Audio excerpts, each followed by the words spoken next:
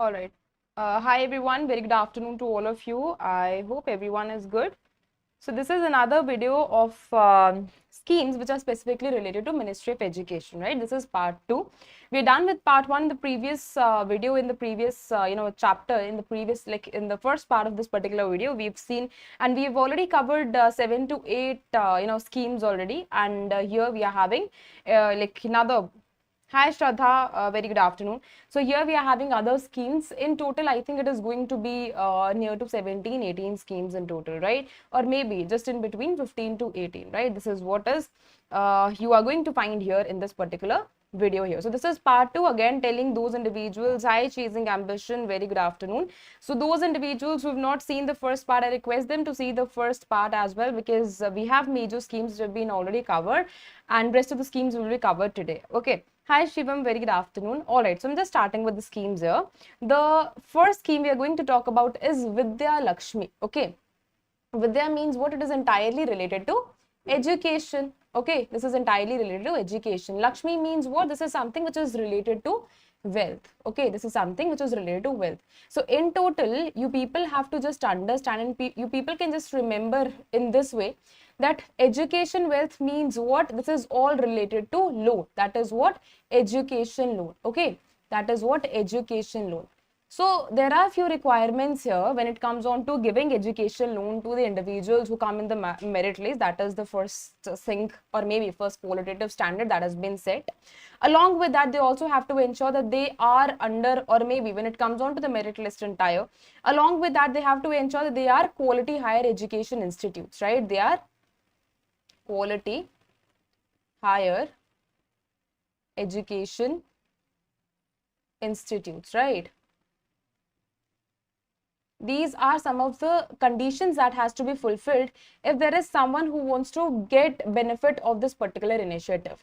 Now, since this is all related to loan, it means whosoever have come in the merit list and whosoever wants to go in this particular institutes, who want to get education, whoever who wants to get education in these institutes which are nothing but quality higher education institutes only, they will be given with benefit. Benefit as in benefit in terms of interest subvention. So that is what we're going to see.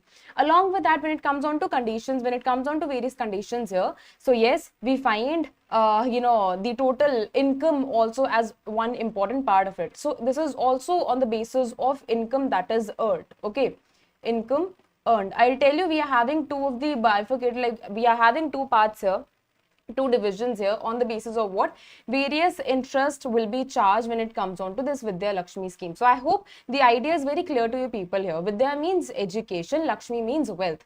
So in this way, you can just remember this is one of the initiative which is all related to loan. It means policymaker says that if someone is here who have cracked better, who have scored better, scores here, who have scored better, marks here, that individual wants to go for the higher institutes as well. The one wants to go for a higher education as well, and that too in a very like that too in one of the best qualitative institutes. We, this particular entire fee structure is not going to be an obstacle there. We are going to help you people. If you do not have money, you just go to the banks and take loan under this particular initiative, and we will provide you help in terms of interest payment, right? So that is what is the entire scheme here. So when it comes on to the total budget, okay, before that, it is also very important to understand this is central sector scheme. It means whatever financial help has been promised by the policy makers, that will be entirely given by whom? That is the central government only. Okay, so there is no role of the state government.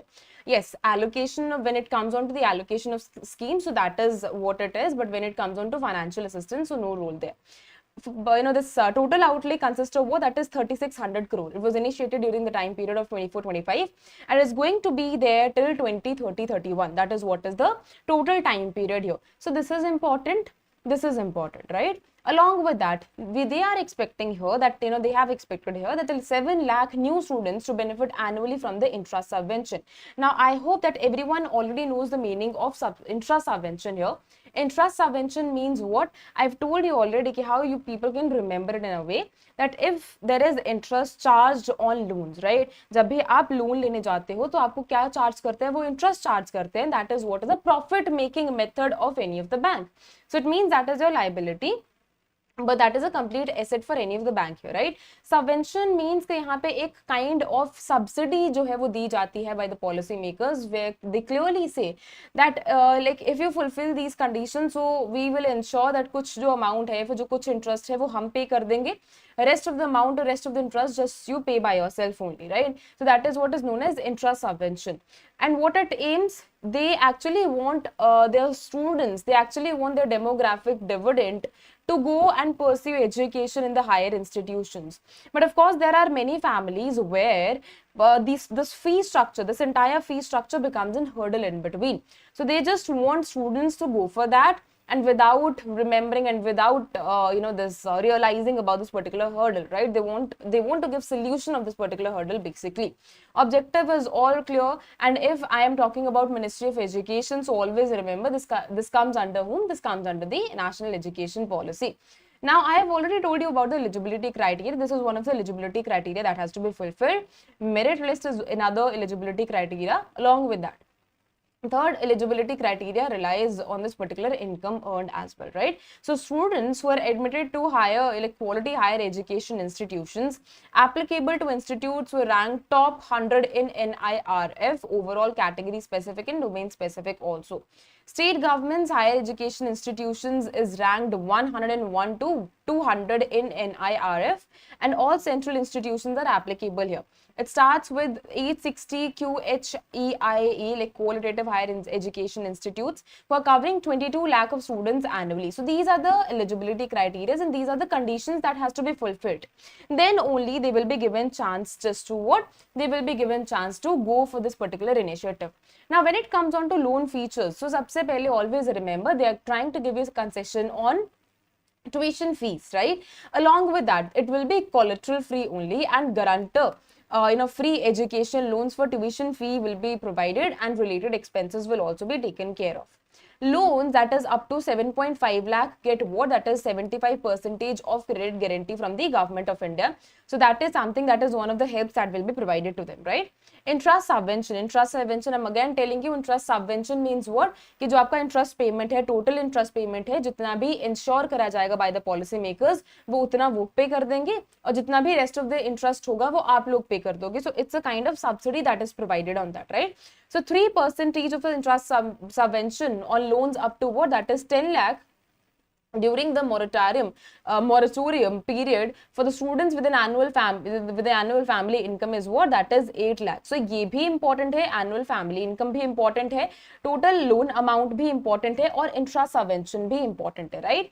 So it clearly says if there is one of the families whose family income is up to 8 lakh annually, उन्होंने जो loan है consider 10 lakh जो है वो loan लिया है, and consider कि जो टोटल इंटरेस्ट रेट उनको चार्ज हुआ है that is 9%. Okay, so government clearly say that out of 9%, 3% is something which I will pay for you, and you just pay 6% only. Now the total amount that they have to pay or interest charge, the interest that has to be paid by the individuals here, that is just 6%. Out of it, 3% will be paid by the policy makers. Along with that, full interest subvention for students with a family income that is up to 4.5 lakh only. And the preference for students who are pursuing technical and professional courses in the government institutions will be given. So that is all about it. So always remember, if someone is there whose annual income is what? That is 8 lakh. So उनको 3% interest subvention मिलेगा. अगर कोई भी individual है जिसकी annual income 4.5 lakh है, so उसको interest subvention जो है उसको full interest subvention मिलेगा. It means अगर 9% interest है, so 9% will be paid by the government only, right? And this is also one of the conditions that has been put by the policy makers. Along with that, they are using unified digital portal just to ensure that there is an access of these services in a very smooth way, and they ensure last mile delivery also. And that is what is the significance of this particular initiative. PM-Vidyalaxmi portal is a seamless application, and this is very citizen centric, and this is very citizen friendly also. Along with that, payments are facilitated through e-vouchers and central bank digital currency as well, right? There are complementary schemes also which are trying to support this particular scheme, because these are having one broader agenda, that is what? Helping individuals in accessing loan. So remember, this is for all of us, okay? If there is any individual who's not at all able to go or maybe think about the higher institutions just because about the fees, just because of the fee structure only, so yes, you can go and have an access of this particular initiative, right? All right, we are done with the first scheme today. Next scheme talks about Malaviya Mission Teachers Training Program. Now, when it comes on to Malaviya Mission, always remember this is inspired by someone who was a great patriotic, who was an educationist, who is the one who have tried to bring a lot of reform in my economy. That is Pandit Madan Mohan Malaviya. Okay, anyone here who knows about him? Anyone here who knows about him? Anyone here who knows about which university was founded by Pandit Madan Mohan Malaviya? Which university?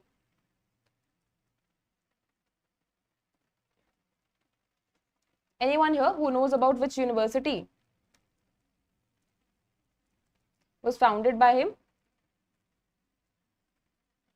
I'll tell you, Nagesh, I'll tell you each and everything. But let's start with this particular part. Anyone else? Okay. Banaras Hindu University is the one which was founded by this particular individual here. And taking an inspiration from him, we are here with the Malaviya Mission, that is Teachers Training Program. Now, since we are talking about this particular individual and since this is inspired by that particular great individual, we are trying to bring betterment in we are trying to enhance the quality education. And when it comes on to the education here, we are trying to make it more qualitative in nature. How?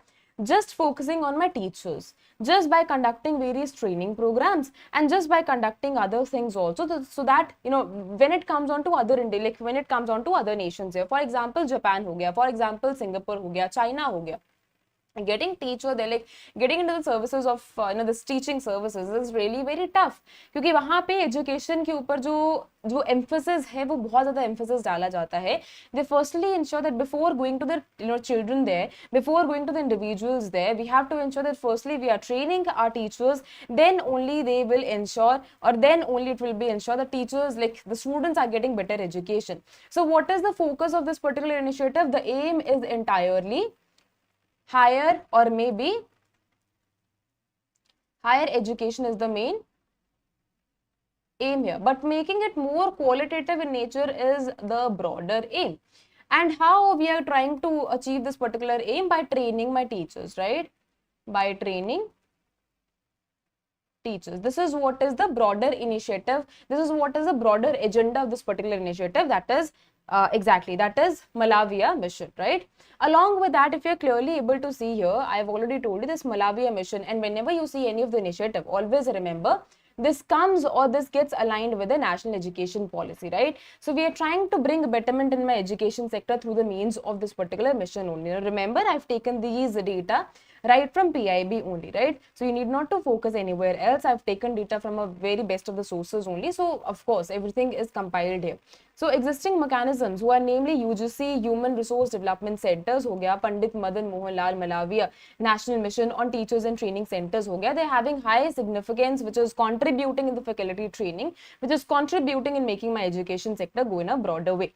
So the mission aims at what? That is transforming higher education. I've told you already now that my focus is entirely on the higher education, right?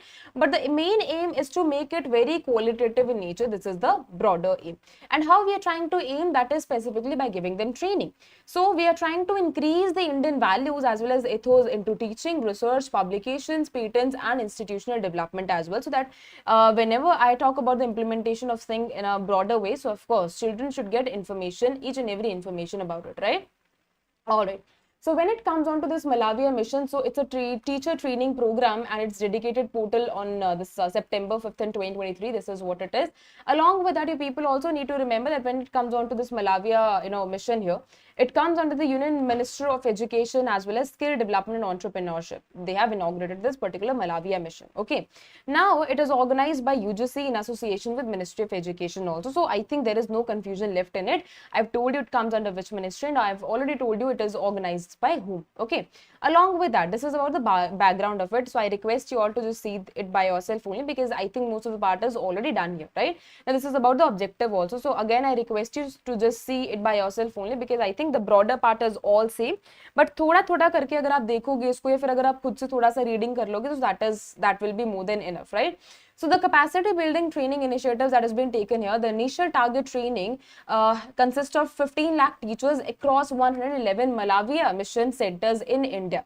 Along with that, it will also revamp the existing human resource development centers to be known as what? That is to be known as Madan Mohan Malaviya Teachers Training Center. So this is nothing but these are the parts, or maybe these are the broader parts of these initiatives only. The broader aim is specifically to train my individuals. When it comes on to training, remember this is having this training particular kind of thing is having 8 themes here. The first talks about holistic and multidisciplinary education, Indian knowledge system. Academic leadership is another part of it.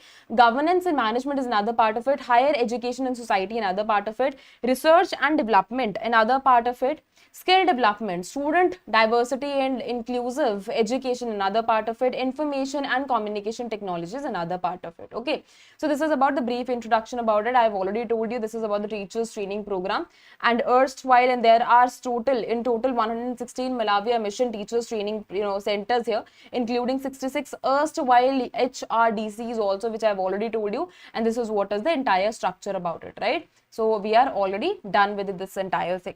Next scheme talks, this is the third scheme we are talking here, capacity building program on specific learning disabilities. Now when it comes on to the specific learning disabilities, Shivam वो आपको app पे ही मिल जाएगा, ठीक है? Got it?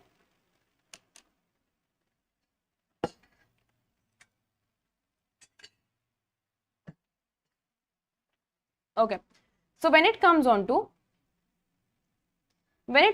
this capacity building program on specific learning disability, always remember this is one of the initiative which takes care of the Divyangjans. This not even the Divyangjans, but I would more emphasize on this learning disability only. So when it comes on to this particular initiative, this all talks about making education go in a very inclusive manner. Because this specifically focuses on what? This specifically tries to analyze the learning disabilities, and it tries to include those individuals also who are having this particular problem, right? Who are having these kind of disabilities here, which is specifically in terms of learning, which is specifically in terms of education also. So whosoever individual is there who's having this learning disability, we are trying to educate those individuals as well. So when it comes on to this particular initiative, this ensures that education is one of the core parts of any of the economy, which should ensure equity. Okay, equity means that whosoever is in need of it, that individual should be given chance to be part of it, right? So this is what is the broader aim here. Now when I talk about this capacity building program on specific learning disabilities, this is all integrated with National Education Policy 2020. Okay, and this is with the provision of what? That is Rights of Person with Disabilities Act 2016. As per it, whosoever is the individual who's having benchmark disabilities, I called it as Divyangjans also, so we are trying to include it. So specifically, and when I talk about the broader aim of it, this specifically says that this is one of the initiatives which tries to make education sector go in a more inclusive manner. So resource centers and special educators will support the rehabilitation and education needs of the learners with severe or multiple disabilities, as well as to persist their parents in achieving the high quality home and schooling skills also. So I hope the entire idea is all clear to you people. This means nothing, but this specifically focuses on making this education sector go in a more inclusive manner. Because when it comes on to the society, we are having Divyangjans, we are having other individuals also who are having multiple disorders. So this has to be very ensured by this is the responsibility. This is actually the responsibility of the policy makers only, that when it comes on to spreading education, it should reach out to each and every individual, irrespective of whatever they are having. This is one of the things which should reach out to each and every individual here, right? So in this context, what we are targeting, I've already told you, two of the targets are main here, that is inclusiveness, and another one is equitable distribution of the resource here. What is resource? That is specifically education one. Okay, And in order to address this specific issue, it is essential that the teachers must be aware of the teaching students with specific disabilities, including learning disabilities, and should be sensitized towards underrepresented group to the reverse of the underrepresentation, as a new education policy aims to provide qualitative education system for all of the students. So this is not solely the responsibility of the policy makers only, but they have to ensure that when it comes on to inclusiveness, when it comes on to spreading this education at a very grassroots level, they have to ensure that teachers are all ready for that. For example, if I deal with you people only, so we are having multiple students here, specifically those students who understand only Hindi and who understand only English. And multiple times I get their like comments here that, ma'am, please try to try to decode it in English only, try to decode it in Hindi only.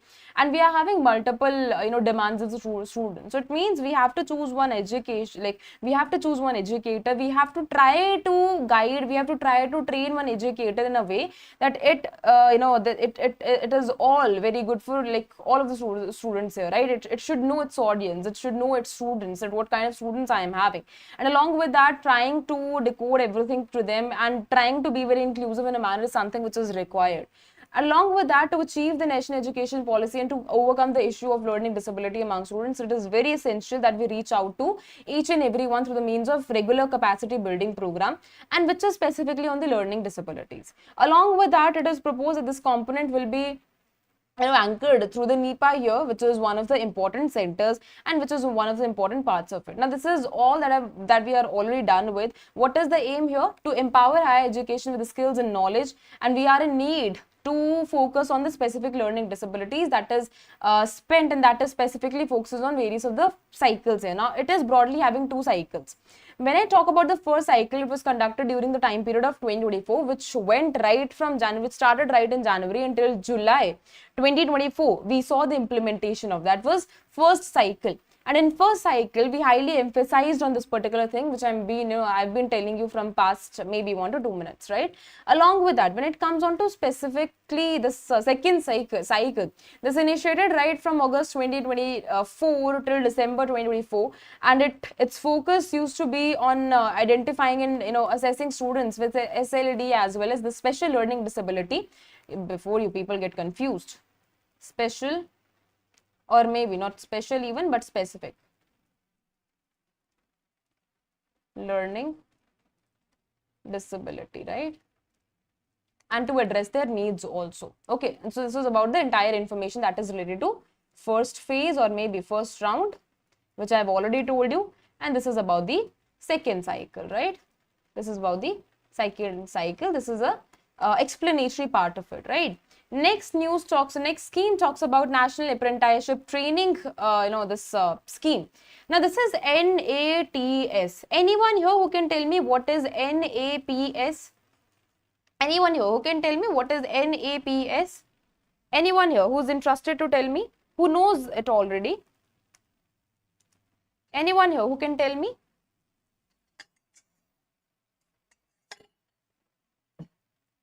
Anyone here? I want answers, please. You've prepared for, you have prepared yourself so much till now. I think you people should give me answers here. This is all related to this apprenticeship initiative only, but this T is changed. I want answers, please. What this P refers to? Okay, anything else? Anyone else, please?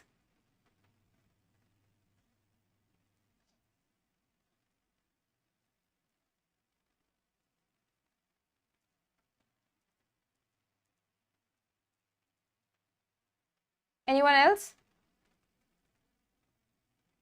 Okay. Okay. So when it comes on to NATS, this is specifically related to National Apprenticeship and Training Scheme. Okay. But when it comes on to this NAPS, this is all related to promotional scheme. This is all related to National Apprenticeship. National Apprenticeship and Promotional Scheme. When I talk about this particular initiative, there is a very, very minor difference here, right? Both talks about training program only. Both talks about a particular period as well. But when it comes on to NATS, this talks about giving programs, like giving internship to those individuals who are graduates, okay, who are on job training, exactly, who are graduates, or maybe who are the diploma holders also, right? Who are the diploma holders as well. But when it comes on to this promotional initiative, always remember this is something, or maybe this is something for those individuals who have passed their ITI, okay? ITI pass out individuals. So this is a very, very minor difference between both of them. I just request everyone here to just go through the difference here, and I just request everyone to go through this particular initiative also, which is a promotional initiative, right? Now here we are going to talk about National Apprenticeship and Training Scheme, where it all talks about the on the job training here. Now, before I go on to this particular initiative, I would, like to highlight this particular portion, that what is the significance of on the job training. Now, this is a very fancy word that you people are going across, and maybe you people are coming across this fancy word here, but this is not at all a fancy word, right? This is all something which is a requirement in every education. Unlike what is happening today, or unlike this national education policy and anything here, okay? Now, what is the requirement?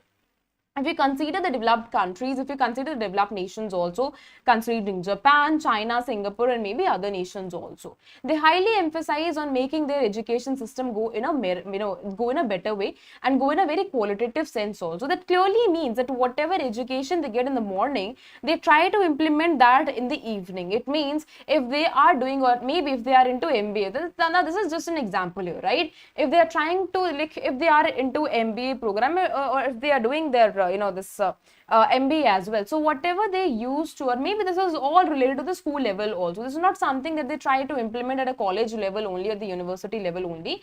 This is all, their focus starts right in the school level only, right? So if they are reading anything, if they really, if they are going through, or maybe if they are reading chemistry, if they are reading physics, if they are reading mathematics also, if they are reading business, if they are doing, like, if they are into the commerce, if they are into non-medical, medical, anything. So they try to implement the things on a ground level at, like, in the evening only. So if in case if they have read anything in the morning, so they try to work on it in the evening. That is one of the reasons that we see that after they clear their 12th standard, many individuals start working with reputed companies on various of the projects. Why? Because they have knowledge already how to implement things on a ground. Now, they are not at all getting education just for writing papers only, but they are getting education for making themselves ready, or maybe finding their paths also, because finding our path is the most important one, right?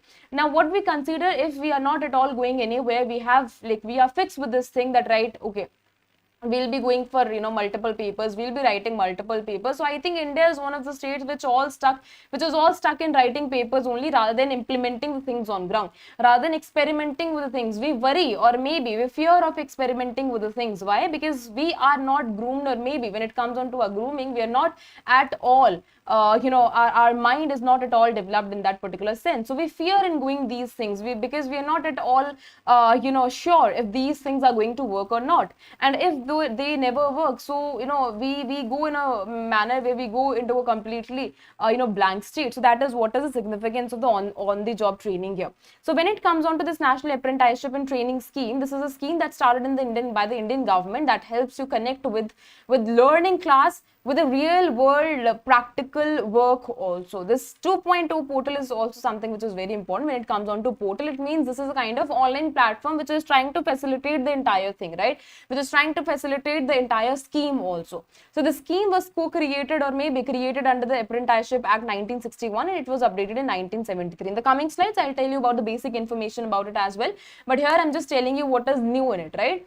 It provides skill development training to students who are pursuing graduate degrees as well as vocational certificates also. So unlike what others are following, at least we are focusing about this particular thing, that is on the job training, at least in the graduation level also. But I think with over the period of time, it has to be expanded in the school level as well. So many companies across India participate in this particular program, that is specifically offering them internship. And I think more than internship, what is required here, that is the kind of experience that they're going to get in the early ages. This includes graduates and sandwich sandwich here, and technical sandwich and technician vocation also. Who can apply here? So you should be the permanent residents of India. Along with that, you have to ensure that your college or institute must be listed in the NATS 2.0 portal. Along with that, you must have vocational certificate, diploma, as well as you should have graduate degree also. Now, what are the benefits here? So this is full of benefits, right? This is a complete win-win situation for both of the parties here. See, if policymakers try to implement these things, of course, in the coming period of time, our demographic dividend will become assets. So it means if policymakers invest on assets, that is human assets, of course they will give them dividend, they will give them return in the coming period of time. Okay, along with that, it is better for my economy also, because more jobs in the economy leads to less social issues in an economy, right? So it is all win-win situation from both of the sides here. Along with that, when it comes on to, if you want to get into this particular, if you want to get this scheme, if you want to get this benefit of this particular scheme, so you should have to ensure that these all documents are all ready with you, right? It has been launched by the Ministry of Education with support from who? That is AICTE, that is boards in BOPT, that is boards of apprenticeship training and boards of practical training. The aim is specifically to register as well as the applications of the apprentices that ensure the on-the-job training here. It is going to serve as a comprehensive platform just to managing the apprenticeship life cycle, the entire life cycle here. Now let's talk about this particular scheme as well. This clearly says the main education, like the main agenda here of this particular scheme is to utilize the resources. It is to try to implement the things on a ground level when it comes on to the Indian youth and when it comes on to the demographic dividend also. When it comes on to demographic dividend, this is a particular resource of any of the economy. So I'm trying to utilize that particular resource. It's a kind of flagship initiative that has been taken under this particular act, and it has been managed by the Board of Apprenticeship Program as well as Ministry of Education as part of it. What is the target? I've already told you. Duration is going to be 6 months to 1 year. Generally, it is 1 year only, depending on the specific requirements of any of the apprenticeships, right? Along with that, in return, what do they get? That is stipend and never salary, right? Salary जो है वो permanent job के लिए मिलती है, but if someone is there who's doing internship, the one gets stipend here, right? Government reimburses 50% of the stipend that is paid by the employer, and it means indirectly it is going to help my employer as well as employer also. So it all depends on a kind of hiring process that is done by a particular employer. Certification is given to the individual who completes the entire internship process, and the trainees are awarded with a certificate of proficiency by the Government of India as well. So why? Okay, so we are done with this entire initiative now. When it comes on to the next initiative, this talks about Asmita project. Anyone here who can tell me what is Asmita project? Anyone here who can tell me what is Asmita project? Anyone here who can tell me what is Asmita project? Anyone who's aware of it?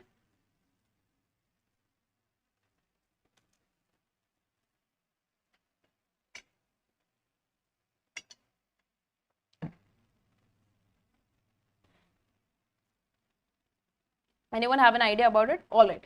So when it comes on to this Asmita project, always remember, when it comes on to the resources, educational resources are what? That is books, right? That is books, that is specifically research papers also. Okay. All right. That includes our, this online sources as well. Right? Online sources as well. This talks about online sources as well. So it means every every data or maybe every resource that is all related to education, that is all related to giving access in the education. We have to ensure under Asmita project, it ensures that whatever education, maybe whatever resource of education is there, it should be ensured it is getting accessible in the Indian languages. So when it comes on to Asmita, so you people can remember it in a way that this all deals with a language here, right? That deals with Indian languages.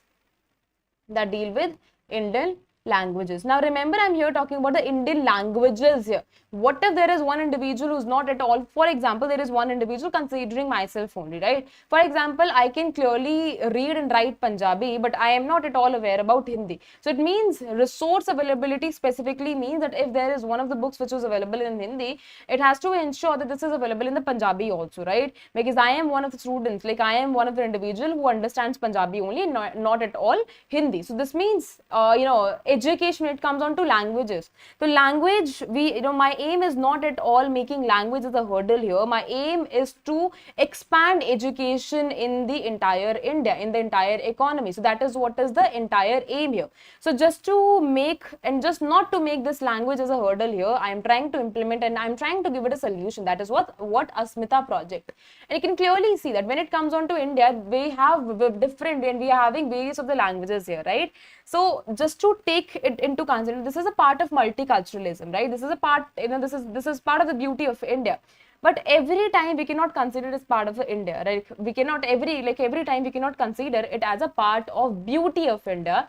Sometimes it becomes hurdle as well, right? So we have to ensure that this never becomes hurdle in terms of expanding my education in the entire economy. So India, since India is a part of, since India is a land of linguistic diversity with more than 22 Indian languages, this is something which is scheduled languages, but we have more than 22 scheduled languages here, right? Along with that, the main challenge here, the main aim here is to overcome the challenge, is to give solution of what problem, that is language problem. We have to ensure that whatever there, or maybe whatever language is there, they have to ensure that in their languages only the resources are getting provided, right? For example, there is one guide maybe who is all solution of your exam, but that is present only in English. So under Asmita project, we have to ensure that that particular resource becomes eligible, or maybe that particular resource becomes available in the other languages also, that is more than 22 scheduled languages. Asmita, which is known as augmented study material in Indian languages through translation and academic writing here, is a kind of transformative initiative which has been taken, who's having one aim only, that is to reshape the higher education sector just by enabling multilingual learning. Okay, so that is what is the entire aim of this particular initiative. When it comes on to the implementation of this particular initiative, so you can clearly see that we see its expansion in the year of 2024, and this initiative is being executed under joint in a supervision of UGC as well as the Bharatiya Bhasha Samiti also. Now when it comes on to Bharatiya Bhasha Samiti, this is one of the initiatives that was taken during the time period of 2021 under the Ministry of Education, and that was all related to, or maybe that was all dedicated to mainstreaming the Indian linguistic diversity in the field of education. So this is a kind of inspiration from that, right? Along with that, 13 lead universities from various zones of India have been selected to anchor the implementation of the Asmita scheme. So I think the entire idea is clear to all of you. वैसे तो there are very less chance a question can be asked, but what if you get a question and descriptor writing about this particular initiative? So वहाँ पे you can just write this as an example there, right? So that is what is the entire significance of it. This clearly says that the goal is to develop 1,000 books in 22 Indian languages over next 5 years, and the resulting is this will result in total of 22,000 books, and these books will cover subjects like art, science, commerce and technology as well. So this is just to make my education sector reach out everywhere. Yes, I have heard about that. I am continuously in that, right? It has made neutral stance today. Okay, so we are trying to increase the penetration of education in the market, right? A standard operating procedure has been prepared to implement this project, making it a very systematic as well as transparent one. Identification of nodal officers is also part of it. Leading universities, its designated officers have been appointed for each language, and allocation of title has been done, and review and evaluation of the manuscripts will also be done here, right? So this is what is significance. I've already told you, just to increase the penetration of to increase the penetration of languages, to increase the penetration of education in the market, we have to ensure it is reaching out to each and every area. It is reaching out in each and every, it should reach out to each and every home actually. So what are scheduled languages? So this is just for your general understanding. I've already told you 22 scheduled languages are there, but when it comes on to languages, so of course there are more than 22 Indian languages here, right? Scheduled Indian languages. So this is all about the basic information about it. Now this is something which is very important. Under this particular initiative, we are having two new projects which have been initiated just to ensure, to empower my Indian languages. The first one is Bahu Bhasha. This Shabdakosh here. Shabdakosh is something which is all related to the collection of words, the collection of letters, the collection of different languages here, right? So the Bahu Bhasha is a kind of innovative initiative that is aimed at providing all Indian languages words and their meanings on a single platform only, right? So if you want to translate one word into another or maybe in your own regional language. So of course this particular initiative, that is Bahu Bhasha Shabdkosh, is going to help you there. This effort has been launched to promote the use of Indian languages in education, industrial as well as technical sector, and everything is just related to that. Next initiative, so we are having two new initiatives here. Real-time translation architecture is also one of the most integral part of it. The real-time translation architecture is the digital system that is designed by the National Educational Technology Forum in partnership with whom, that is Bharati Bhasha Samiti, to enhance the live translation capabilities in the Indian languages. The system is going to help the reduction in the language barriers in digital education also. So we are trying to enhance this education sector in each and every way. Chahe wo digital education bhi ho gaya, that is also one of the major part of it. Next news talks about midday meal scheme. Now you would wonder that why even we are focusing on this midday meal scheme. This is a broader part of this social justice here, but again with that, this is broadly part of my Ministry of Education as well, because midday meal scheme is the one which has ensured that there is increase in the participation, there is increase in the enrollment in the school level also. It was launched during the time period of 1995, and do not worry, although it has been replaced by PM Poshan, but I'll still tell you what is the significance of it, right? It used to be there, like it was launched in the time period of 1995, and as a centrally sponsored scheme, it means the financial assistance has to be given by the central, like the central government and the state government as well. Along with that, what is the objective here? Midday meal entirely talks about Poshan, right? Entirely talks about Poshan, and that is one of the reasons it has been replaced by PM Poshan now, right? Ab aisa nahi hai ki PM Poshan is all equivalent to midday meal scheme. No. Midday meal scheme used to be there. Now it has been replaced by whom? That is PM Poshan initiative. Poshan entirely talks about what? That is nutrition, right? That is nutrition. So enrollment level को भी increase करने के लिए हमने ये जो particular initiative है वो हम लेकर आए थे. It was implemented by the Ministry of Education. Along with that, it was revised, and that too, today we consider it as a PM Poshan initiative, and that too for 5 years, right? And funding has been given by again center and state government both. 60-40 is the ratio for most of the states. 90-10 is for northeastern region and Himalayan states, and 100 is for UTs without legislature. And rest of the things are all same here, right? Exactly. Education plus food for children, right? So this is all about the midday meal initiative. This is just about the historical part of it. So I request you all to just go through by yourself only. But again, with that, I'll tell you just major information which is important from my examination perspective. So midday meal in schools had a long history. In 1925 only, the midday meal corporate program was introduced from disadvantaged children in Madras Municipal Corporation. By 1983, states that includes Gujarat, Kerala and Tamil Nadu as well as UTs of Pondicherry has universalized this cooking of midday meal program with their own resources for children studying at a primary age. By 1990-91, the number of states got increased, and with a view to enhance enrollment and retention as well as attendance also, this particular initiative was taken into consideration. So just considering the entire program and just giving a crux of whatever has been said by Shivam here, whatever has been rightly said by Shivam here, that education plus food for children, just to increase the quality of the education level, and to just wait a minute.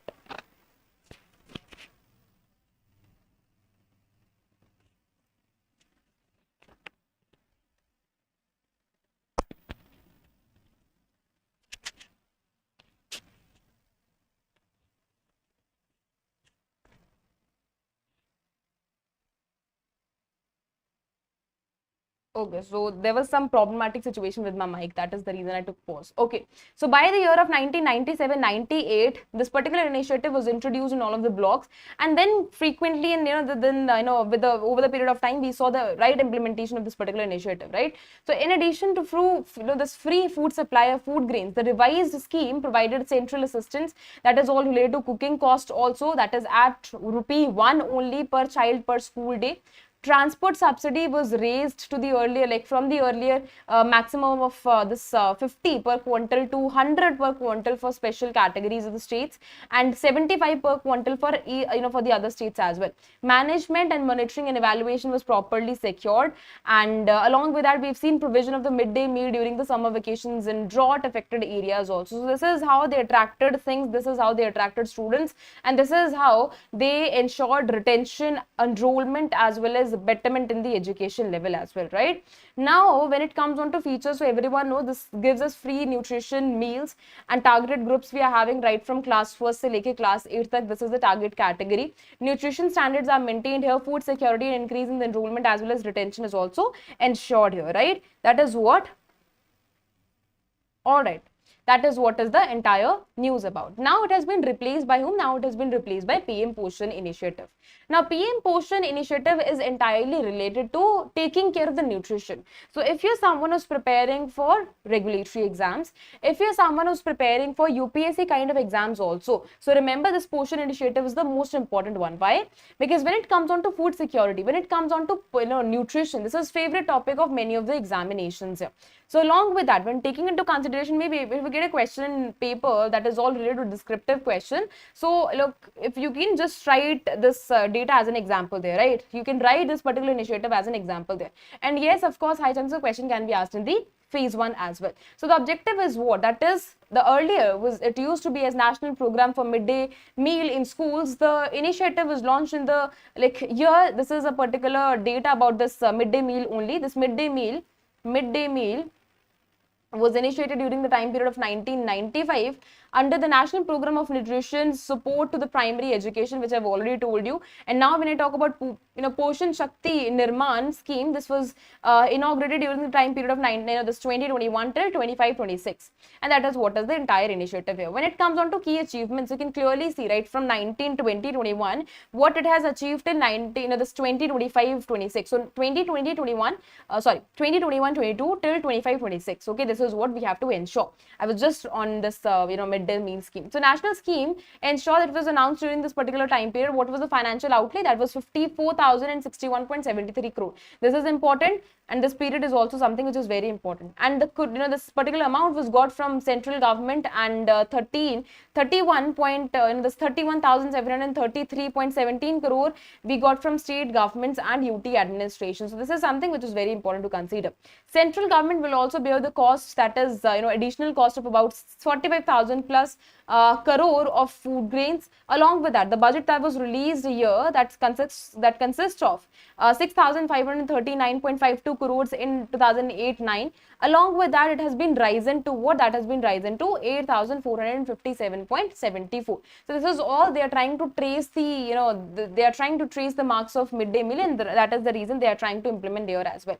So this is all about the thing which is all related. Now next we are having Poshan Abhiyan in general also, which is very much oriented towards giving which is very much oriented towards giving nutrition specifically to women as well as to children as well, right? So here we see the important part of children, adolescent, girls, pregnant women, lactating mothers are also part of it. So this is a kind of another initiative that you can clearly see, and this is about the fund allocation also. So I just wanted to clarify the things. I just wanted to clarify the difference as well. Next initiative talks about STARS, right? STARS means what? Strengthening teacher learning results for streets. That is STARS program, right? Always remember, this is one of the initiative which is central sponsored scheme. Central sponsored scheme again means the financial help will be given by the central government as well as state government also. So both of them are going to be benefited here, right? Along with that, always remember that this supports the reform to improve the quality of the education. And then it comes on to STARS, and since you can see this is all kind of attractive like screenshot that I've taken from the the ministry itself, from its official page itself. Why I've taken this? Because you can clearly see that this tries to be very that this tries to be very attractive in nature. और हम stars हो गए, ये सारा हम attractiveness basically किसके लिए रखते हैं? हम school students के लिए रखते हैं. So why I wanted to emphasize on it, because from this only you will be able to know, and from watching this thing only you will be able to retain in your mind that this is specifically for enhancing the school education, right? Specifically for enhancing the school education. That is what is the entire focus here. Now we are having few of the states where the entire focus is on. That is the states of Himachal Pradesh, Kerala, Madhya Pradesh, Maharashtra, Odisha, Odisha and Rajasthan are the part of it, right? So we want to increase the school quality, we want to increase the governance there. Comprising of both national as well as state components, it means central sponsored scheme only. It focuses on strengthening the early years of education. That is what I've already told you. Along with that, early learning assessments is one of the part of it, teacher performance is one of the parts of it, and classroom practice is also one of the part of it, right? It is aligned with a broader initiative, that is national education policy, that is for sure. And this is an important part.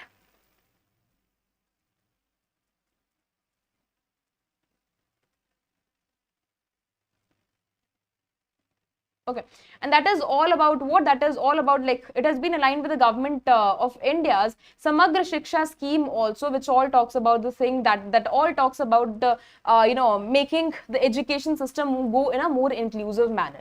Now, when it comes on to impact here, that is also something which is very, very important to consider. So it has ensured the inclusion of 3,75,000 plus schools, and the teachers that have been enrolled here is this particular data, and we are having these many students as well. So this is just for your general understanding, right? Now, what is the objective here? I've already told you that this includes, or maybe this specifically talks about bringing betterment in the quality of education, specifically of the school level children. So it all talks about the school education in selected states. What are those selected states? I've already told you. Now, these selected states are the most important one. That is Himachal Pradesh, that is HP, that includes Kerala, that includes Madhya Pradesh, that includes Maharashtra, that includes Odisha, and that includes Rajasthan also, right? Remember, this is the most important one. Even if they try to ask you questions, so this will be the most important one. Now again telling you, ये उतना news में भी नहीं है, तो वैसे तो बहुत कम chance है question पूछा जाएगा, but still, okay, like still considering a question can be asked. Now again, second reason why this particular initiative is unique, because as like Merit initiative, everyone knows what is Merit initiative. Merit initiative is one of the initiative which talks about increasing the expansion, increasing the penetration of technical education.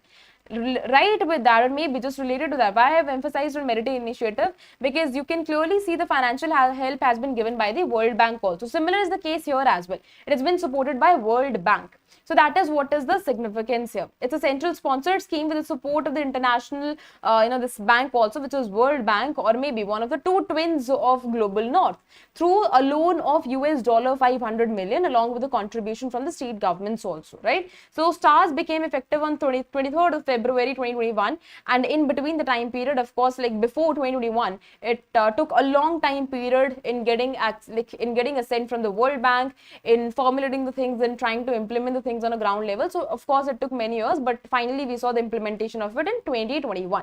So what is the target beneficiary? That is right from age 3 to 18. So before you people ask me what is the eligibility criteria, so this all talks about it's like age of 3 to 18 years. That includes preschool to class 12th. Teachers and education institutions are also major part of it. Now we are having the more components of it, which results into two broader components, which specifically includes national component and state component also, right? This national component says improving in tracking of secondary school completion rates, fostering reforms in governance monitoring, and through what that is state incentive grants. Along with that, strengthening the learning systems, assessment system is also one of the integral part of it. So we are having two components of it. One is national and another one is state.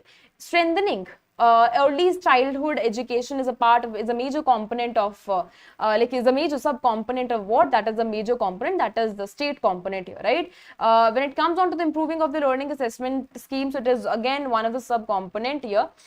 Improving teacher performance is again part of it. Strengthening the school to work is also part of it, and strengthening governance and decentralized management is also part of it.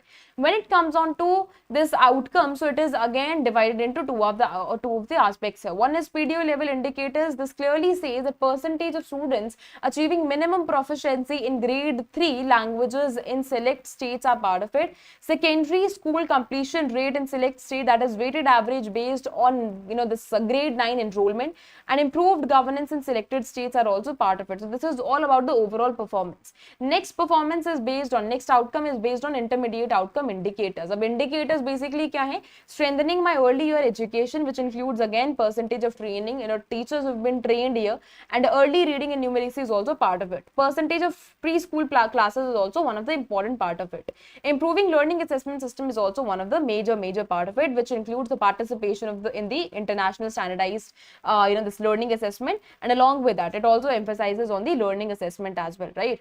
So learning assessment system. Improving teacher performance is also one of the another part of it, and strengthening school to work transition is also one of the major parts of it. Along with that, governance and decentralized management for improved services delivery is also one of the important part of it, which ensures that delivery of services should reach out to the grassroots level. It means if something is there which is at a central perspective, which is a central level, so they have to ensure that this is getting followed at the state level, and that too at a very decentralized level.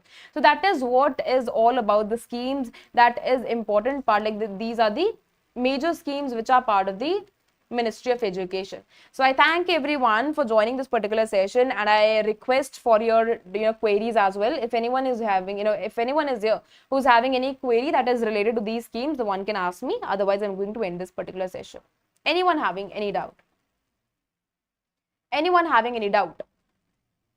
Anyone having any doubt?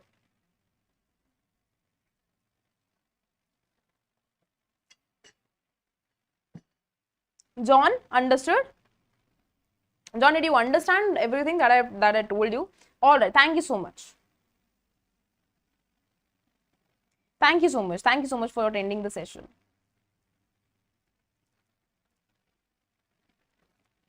All right, so I hope that there are no doubts here. So I'm ending this particular session. Now I'll meet you at 1:30 p.m. because at 1:30 p.m. we are having GA session also, right? So I request you all to join that particular session as well, because today we are having more than 100 questions which we have to attempt, right? And I want you people to be very quick with the giving answers to those questions also, right? All right, thank you so much for joining the session. Now I'll meet you at 1:30 only, right? Correct. Thank you.